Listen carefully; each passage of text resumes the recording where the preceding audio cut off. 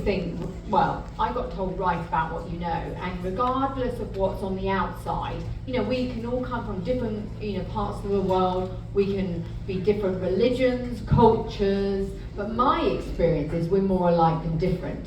You know, our hearts are all beating, we all want to connect, and I think if you're brave enough to put those feelings on a page, then we're going to fast track into a connection. And one thing that happened to me when I was younger was my dad died, and I found it a really uncomfortable awkwardness that I didn't know how to communicate how I was feeling. And I think in the Western world we all find that, you know, it's a little bit, we don't have that language, so to speak. It's more in the East, they're better at it. And so I just use that, exactly the same feeling. I wrap it differently, slightly differently, but the feelings are the same that any human being could relate to at some point in their life.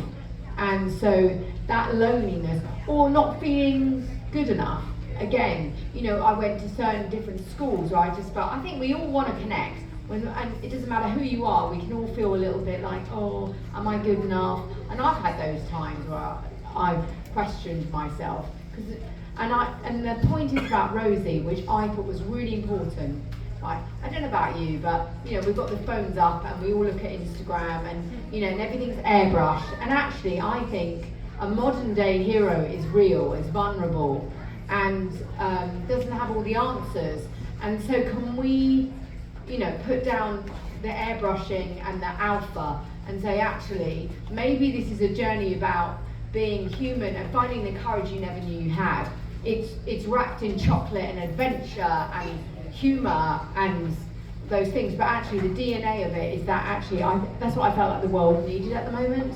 Yeah, no, I completely agree. One of the things I really love about your character of Rosie is she's